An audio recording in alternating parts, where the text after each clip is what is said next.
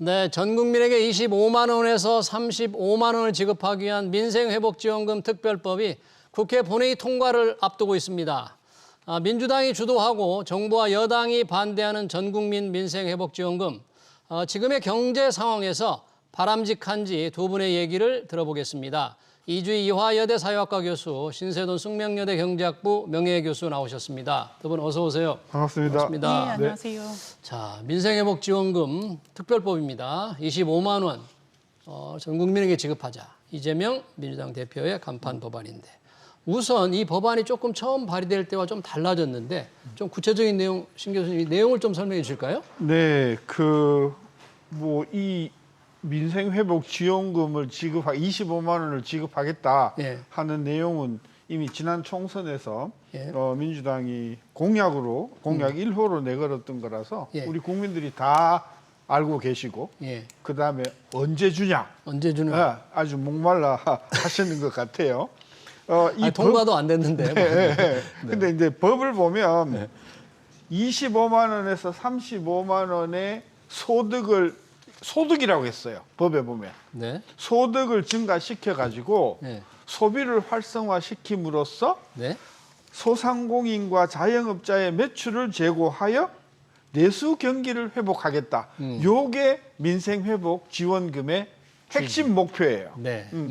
그 내용을 들여다보면 주민등록법상 주민 플러스 결혼해가지고 한국으로 이민 온 사람 이민자까지. 플러스 영주권자 영주권자, 플러스 난민 난민. 이런 사람들에 대해서 이 지급을 하기 때문에 반드시 한국 국민이 아니어도 우리나라의 거주권만 가지고 있으면 실질적으로 이 혜택을 받는 거고요. 네. 지급은 지역사랑 상품권으로 준대요. 지역사랑 상품권. 유효 기간이 4개월 4개월. 내에서 지자체 장관이 이렇게 좀 융통성을 가지고 늘릴 수도 있도록 그렇게 되어 있고요. 예. 다만 군인의 경우에는 시효가 군에 있는 특수한 관계상 못 쓰니까. 2년, 2년. 2년으로 이렇게 늘려주고요. 예. 그다음에 지역사랑 상품권을 통상적으로 이제 10% 할인해서 발행을 하거든요. 예. 그렇기 때문에 거기에 이제 돈이 들어가요.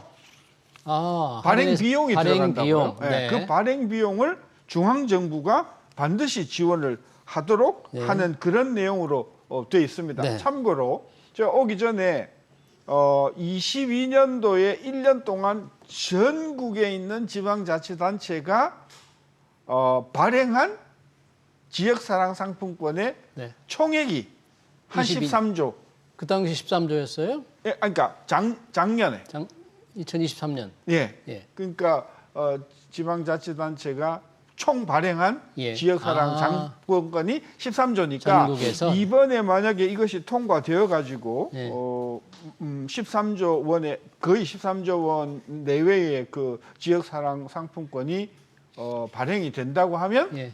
작년 한 해 한 전 지자체의 거의 100% 정도가 네. 더 발행되는 셈이다. 그러네요. 이렇게 네, 법안 내용 다시 한번 자세히 들어봤습니다. 누가 대상이 되고 안 되는 사람들은 혹시 뭐 거의 없는 것 같은데 재소자 이런 분들은 좀 안 될 수도 있겠죠. 군인 다 되니까 그리고 거의 없는 거 1개월 이상 네. 해외에 나가 있는 사람들 뭐 이런 사람들 예. 자격이 안 되는 사람들도 규정이 되어 있습니다. 이 법안을 놓고 지금 참 논란이 많습니다. 무제한 토론, 국민의힘이 반대해서 지금 벌어졌는데 민주당이 이렇게 1호 법안으로 주장을 하면서 이게 꼭 필요하다. 이걸 해야 되겠다. 혹시 이주희 교수님 우선 필요하다고 생각하십니까? 예, 저는 필요하다고 생각합니다. 그럼 왜 이게 필요한지? 법안에 나와 있고요. 말씀하신 대로 총선 공약 사항이기도 했고 이 고물가 고금리가 너무 심한데 네. 그래서 가계 부담이 너무 늘어났는데 이 소득은 굉장히 소폭만 상승해서 민생 경제가 너무 어렵기 때문이다. 예. 뭐 이런 입장을 법에서 보이고 있고요. 네. 이거는 이재명 전 대표, 지금 대표. 예, 네. 현 당대표 후보의 기본사회라는 어젠다에도 부합하는 정책입니다. 기본사회. 예, 이게 지속성이 없어서 엄밀한 의미의 기본소득은 아니지만 이 조건 없이 전 국민을 대상으로 한다는 점, 동일한 금액을 지원한다는 점에서 유사하고 또 경기 활성화라는 목적에 대한 강조 역시 기본소득과 연결되는 지점입니다. 예. 기본소득에는 이 AI나 로봇 같은 자동화를 촉진하는 기술 발전으로 인해 발생하는 극단적인 양극화 그리고 저소득층의 구매력 감소에 대한 문제의식이 담겨 있는데요. 일반적으로 정치적 보수가 반대함에도 불구하고 실리콘밸리의 CEO들이 기본소득을 지지하는 이유이기도 합니다. 윤석열 대통령이 인생책이라고 한 선택할 자유를 쓴 밀턴 프리드먼도 기본소득의 일종인 그 부의 소득세 도입을 주장한 바 있고요.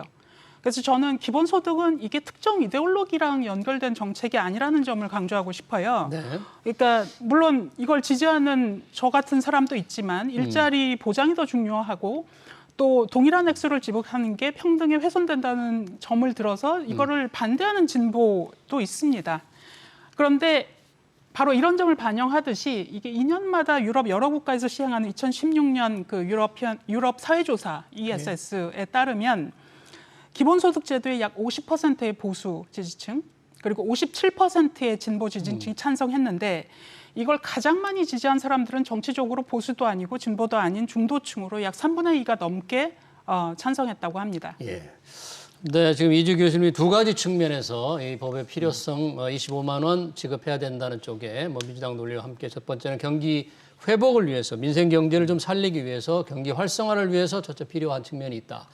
두 번째 민주당의 이재명 대표의 기본 철학인 기본 사회와 어젠다가 비슷하고 철학이 맞지 않느냐. 그런 게 조금 지금 시점에서 이런 기본 소득과 완전히 같은 건 아니지만 그런 취지를 담고 있는 것이다. 그래서 필요하다. 그런 거죠. 이 두 가지 측면에서 바람직하고 필요한 제도라고 말씀을 해주셨는데 국민의힘은 이제 필리버스터를 통해서 저지하려고 합니다만 역부족이죠. 자, 신세동 교수님은 우선 이 법안 25만 원 지급에 대해서 어떻게 생각하시죠?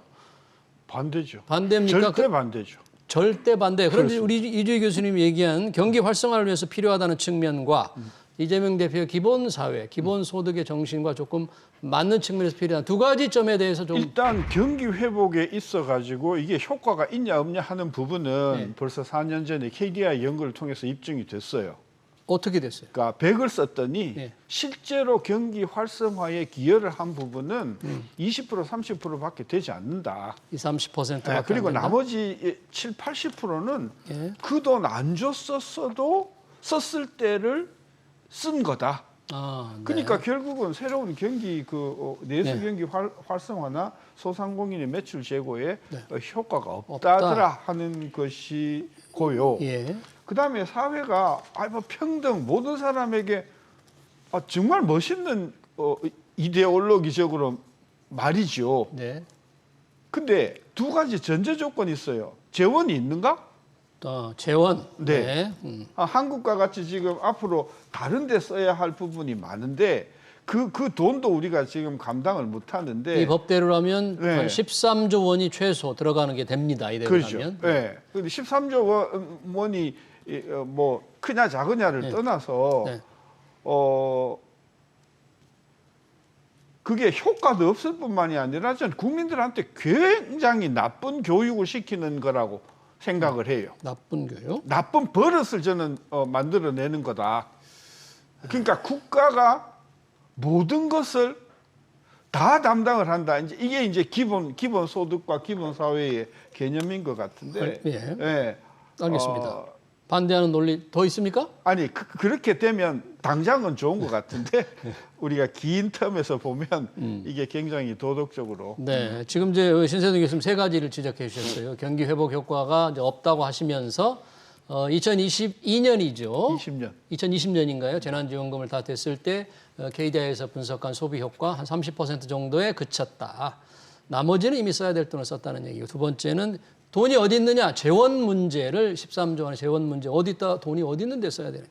세 번째는 정부가 다 모르는 걸 해결할 수 있다는 측면에서 나쁜 버릇을 만드는 거다. 자, 이주희 교수님, 이 세 가지를 하나하나 좀 따져볼까요? 어떻게? 예, 일단 작년 경제 성장률 1.4%는 이게 금융위기나 코로나 같은 외부적 요인 없이 2% 이하로 떨어진 최초의 사건이었습니다. 경제 상황이 안 좋다. 예, 한국은행이 발표한 같은 해 북한 성장률 3.1%보다도 낮은 건데요. 네. 올해는 더 나빠져서 지금 2분기에 마이너스로 떨어졌죠.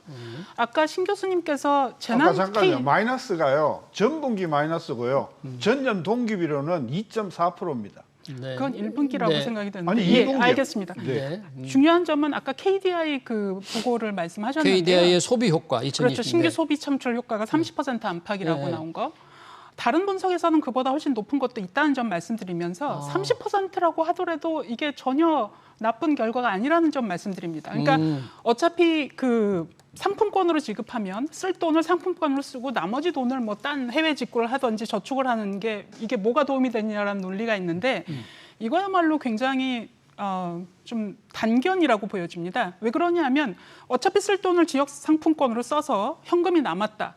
그러면 대다수 가구가 무슨 일을 하겠습니까? 아마 부채, 대출을 갚으리라고 저는 생각을 빚을 합니다. 갚는다. 네. 그러니까 가계부채 상환을 통해서 부채 부담도 완화되는 효과를 얻을 수 있거든요. 이걸 예. 굳이 부정적으로 볼 필요가 있을까요? 그리고 두 번째, 정부가 돈을 너무 많이 쓴다고 하시는데 네. 윤석열 정부는 선진국이 이미 한참 전에 폐기한 낙수 효과를 주장하면서 법인세를 감면해서 2023년에 법인세 감소액이 23조가 넘습니다. 작년 세수 평가가 56조 원인데 이 평가의 반을 지금 법인세 감면이 차지하고 있고요. 법인세를 너무 깎아서 돈이 없어서 그런 이 반대하는 것만은 아닌 것이 윤 정부는 집권하자마자 59조 추경을 편찬해서 소상공인 손실 보전에 36조 이상 썼고요. 예. 올해도 25조를 발표했습니다. 네. 그리고 법인세를 이렇게 감면했던 거는 이 수십조 원을 부자와 기업한테 지출한 것과 동일한 의미를 가지잖아요. 못 얻어낸 거니까. 지금의 극심한 경기 침체를 보면 이런 지출이 투자를 활성화하는 대신 정부가 주장했던 바죠. 투자를 활성화했는데 왜 경제가 이 모양일까요? 그거 대신 혜택받은 부자나 기업들이 부동산이나 기타 자산 획득에 이걸 활용해서 부동산 가격을 올리고 올리는 걸 넘어서 급등하게 한 데 기여한 게 아닌가라고 보여집니다. 이건 일견 이해되는 상황이기도 합니다. 왜냐하면 기업이 투자를 하려면 이거 내가 투자를 하면 이거를 이런 재화나 서비스를 살 사람이 있어야 되는데 네. 지금 구매력이 바닥이기 때문에 지금 투자할 필요가 없다면 이 자산으로 자산을 증식하는 일을 하겠다. 이런 합리적 결론에 도달한 거죠.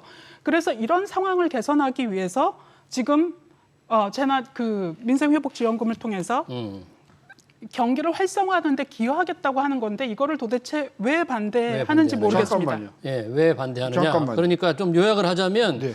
KDI 소비 효과 30%이지만 결국은 그 정도만 해도 나름의 어려운 경기를 조금 회복시키는 데 도움이 될 수 있다고 본다. 굳이 반대할 이유가 있느냐 그런 문제고 정부가 돈을 너무 많이 쓴다. 돈이 없다 그런 거에 대해서 법인세 감면을 통해서 세수가 적게 들어온 측면이 굉장히 많다. 금액이 작년에 세금이 많이 이제 결손이 났거든요. 근데 그렇게 이유를 대셨습니다.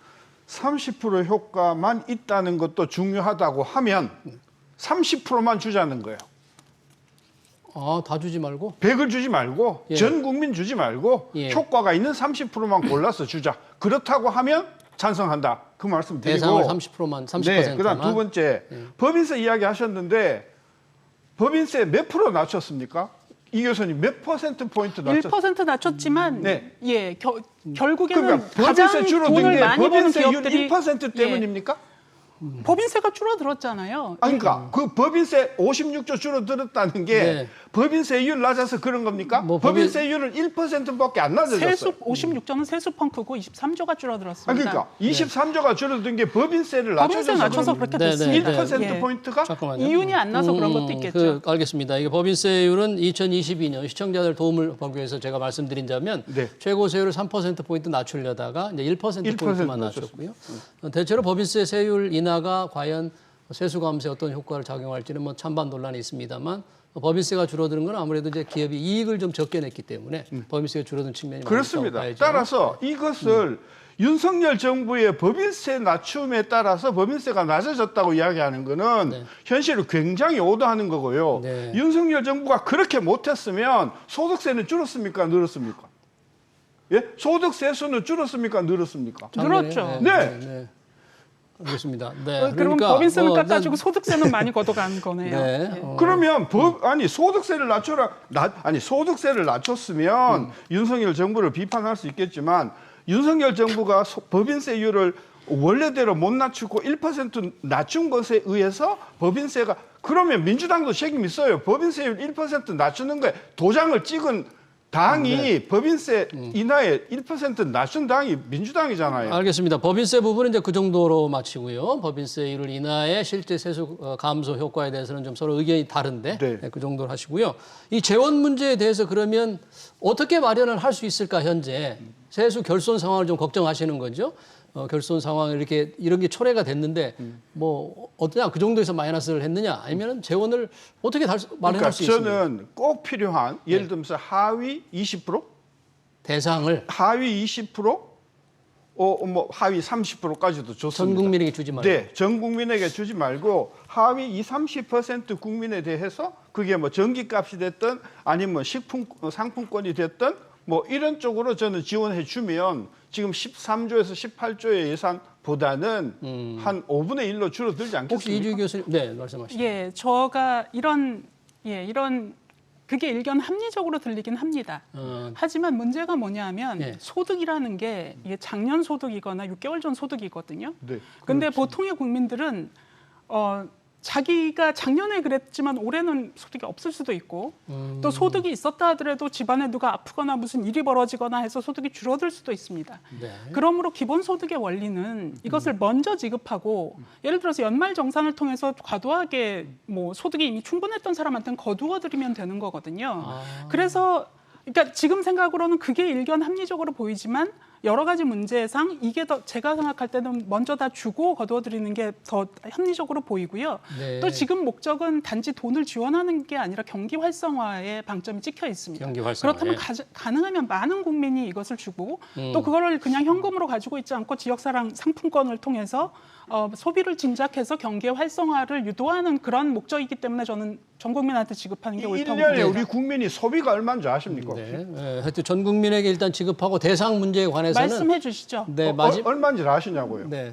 1년에 소비가 소비가 얼마입니까? 저도 잘 모릅니다. 네. 1,000조가 넘습니다. 1,000조가 넘습니까? 네. 자, 이 13조를 다 쓴다 갑시다. 예. 소비 얼마 진작이 됩니까? 1,000조에 13조. 네. 뭐 한계선상의 13조는 또 효과가 클 수도 있죠. 항상 마지널한 영향이니까. 그러니까 내수 경기가 어려운 것을 알아요. 네. 근데 13조의 자금을 가지고 그것도 70%는 원래 쓸 것을 대체하는 데 불과하단 말입니다. 예. 그래서 내수 경기 회복은 말도 안 되는 거고 네. 진짜 민주당이 경기 회복에 관심이 있으시다면 13조에 해당되는 부가가치세를 인하해라. 부가가치세를 네. 낮춰라. 그러니까 한 2%포인트만 부가가치세 낮추면 13조, 14조 정도 되거든요. 한 해.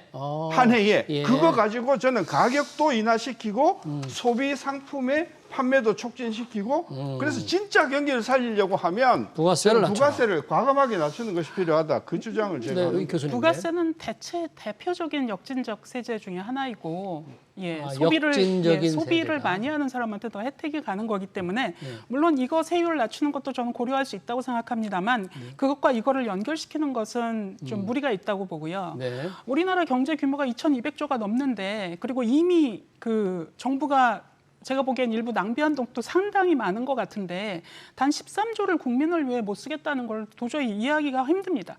그리고 30% 소비를 했다 그러지만 이게 보통 우리가 승수 효과라고 그래서 그 소비를 당한 그 소상공인들이 또 그 다른 사람들의 물건을 구매하거나 해서 그 지출이 결국에는 더 많은 국내 생산으로 돌아올 수 있는 그런 효과를 KDI 보고서가 제대로 집어냈는지 의문입니다. 네. 지금 잠깐 이 교수님은 혹시 지금 우리 재정 승수가 얼마인지 아십니까?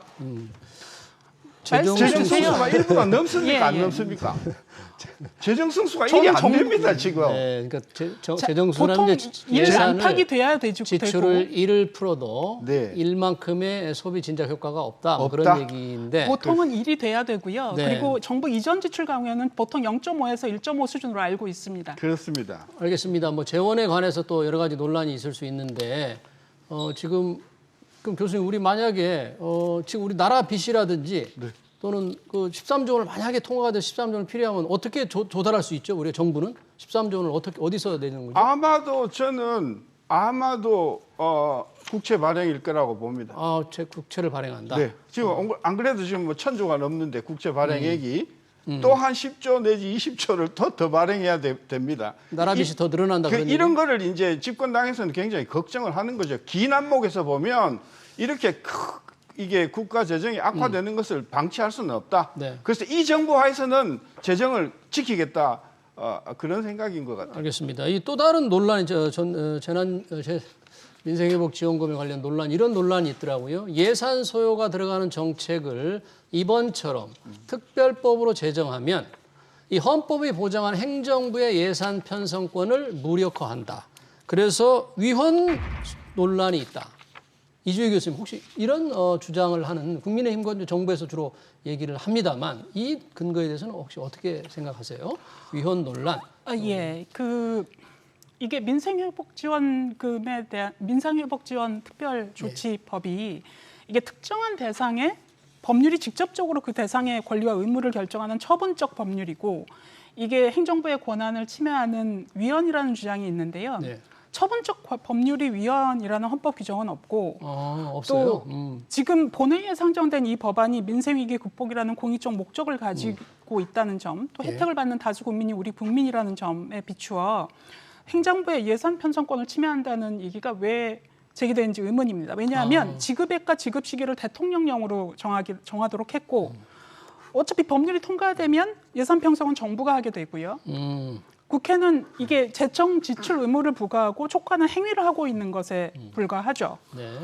그래서 우리는 권위주의 정부 시기에 이게 과도하게 경제 부처로 권력 집중이 있었는데요. 네. 그래서 국회 입법권이 상대적으로 제한되어 왔던 국가입니다. 왜냐하면 이 박정희 정부 때 경제기획원의 DNA를 물려받은 기재부가 예산을 편성, 집행하는 권한에 더해서 재정 운영을 감독하고 중장기 재정 계획까지 세우는 과도한 권한을 가지고 있죠. 예. 이 중에 상당 부분은 미국의 경우에는 의회가 가지고 있는 권한이거든요.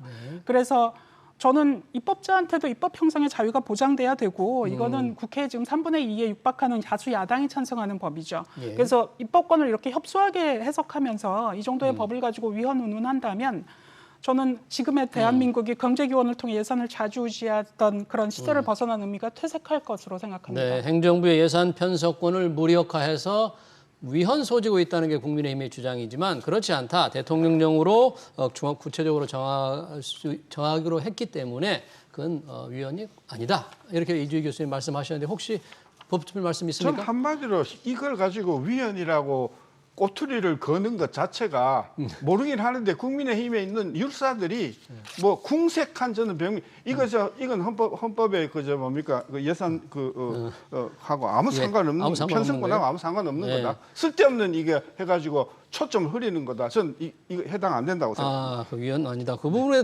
오랜만에 그 부분에서 두 분이 의견을 같이 하네요. 상식 있는 사람이니까.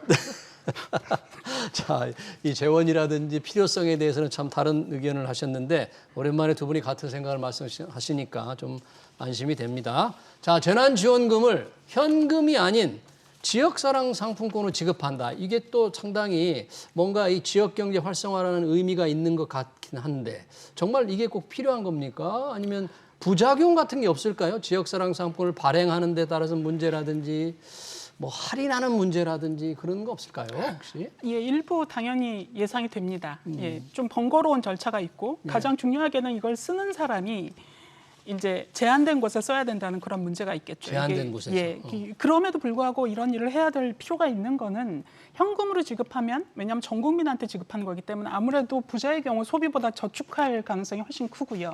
또 소비를 한다고 해도 뭐 백화점이나 면세점에서 하지 지역 경제나 소상공인 에게서 구매하진 않을 것 같거든요. 그래서 이게 지역 내 경제 활성화를 목적으로 발행하는 상품권이니만큼 저는 이 소상공인과 지역 경제에 도움이 되는 방향에서 필요한 작업이라고 이게 필요한 생각합니다. 거다. 신 교수님, 지역사랑 상품권 이제 뭐 이 회복지원금을 지급해야 되느냐 말아야 되느냐 아니고 방식을 이걸 선택하는 건 어떻게 생각해요? 더 중요한 게 대상을 좁혀라. 일단 대상을 좁혀라. 좁히고 전 국민은 안 된다. 그런 거죠? 대상을 30% 좁히면 아까 이야기하신 돈 줘봤자 뭐 가서 엉뚱한 데 쓸 거 저축하거나 아니냐. 백화점 가는 바로 거. 그런 문제 때문에 돈을 주면 안 된다는 것이고 알겠습니다. 상품권으로 생기는 여러 가지 부작용이 있겠지만 그래도 이것을 30% 내외로 국한하면 그분들은 대부분 아주 궁색하고 막 어려우니까 그 돈 가지고 그 상품권 가지고 대부분 저는 네. 식품이나 이런 걸 살 것이라고 네. 봐서 대상을 좁히면 그 문제는 자연히 그래요? 사라지는 문제다. 그러면 저는 그런 생각도 했거든요. 어떤 분들은 이거를 상품권 깡 하듯이 현금으로 할인하는 그런 부작용들이 많이 생길 수도 있겠다. 네, 그 부분은 그 법에 보면 지역 상품 사랑권 촉진에 관한 법을 보면 불법으로 돼 있어요. 불법. 하면 안 되는데 웃기는 게 뭐냐? 그것을 위반했을 때 내는 벌금이 얼마인지 아십니까? 얼마요? 2천만 원밖에 안 됩니다. 2천만 원? 네. 2천만 원이면 크잖아요. 아니죠. 알겠습니다. 네, 지금 우리 다음 주제로 한번 넘어가 보겠습니다. 이 민생회복지원금 논란이 참 많았는데요. 역시 논란이 많은 법입니다. 노란봉투법이라고 부르죠. 노조법 2조, 3조 개정안 똑같이 지금 국회 본회의에 상정돼 있고 곧 통과를 앞두고 있습니다. 원래 통과됐다가 대통령이 거부권을 행사했던 법인데 조금 내용이 강해져서 다시 본회의에 올라온 거예요. 자, 그런데 정부와 여당은 물론이고 경제 6단체, 업종별 단체들 일제히 반대하고 있습니다. 이주 교수님, 어떤 부분이 논란이 되길래 이렇게 반대를 많이 하는 겁니까? 우리 노동법은 과거에 경제 이중 구조가 이렇게 심하지 않았던 시기에 만들어졌고요. 근데 이제 기술 발전, 기술 혁신 때문에 그 생산의 여러 단계를 다 쪼개서 아웃소싱할 수 있게 됐거든요. 예. 그래서 대기업은 이윤이 증가하지만 보통 고용과 함께 따라오던 안정성을 즐기던 그 하청 기업의 노동자들은 네. 이런 안정성을 보장받지 못하고 점점 더 여기가 이 포션이 이 양극화의 밑에 있는 포션이 커지고 있는 거죠. 네. 이들은 원청의 지배를 받으면서도 단체 교섭권에서의 보호를 받지 못했거든요. 왜냐하면 원청과 하청이 독립변이기 때문에 이제 여기서 쟁의 행위를 하게 되면 불법으로 됩니다. 네. 우리가 이제 대우조선 회항 같은 데서 극단적인 파업을 본 적이 있는데 이건 실질적인 임금 결정 능력을 가진 원청 업체에 공동 사용자 책임을 부과하지 않았기 때문에 그런 방식으로밖에 노동권을 행사할 수 없었던 그런 상황을 반영하는 사건이었죠. 예. 대기업이 하청을 통해서 이렇게 균열 일터를 만든 이유는 노동력을 쓰면서도 사용자 책임을 회피할 수 있었기 때문이거든요. 그래서 네. 개정노동법 2조는 사용자의 범위를 그러니까 개혁 체결의 당사자가 아니더라도 노동 조건을 구체적이고 실질적으로 지배 결정할 수 있는 자로 확대를 했습니다. 예. 그러니까 간접고용 노동자도 원청하고 단체 교섭이 가능하게 된 거죠. 네. 그러니까 이걸 사용자가 부담스러워하는 건데 저는 무분별한 아웃소싱을 막고 예, 하청 노동자의 노동권을 보호하기 위해서는 꼭 필요한 필요하다. 조치라고 생각합니다. 네, 그러니까 하청업체와 원청업체를 대상으로 노사 협상의 대상자로 삼는 겁니다. 하청업체를 원청업체가 다이렉트로 직접적으로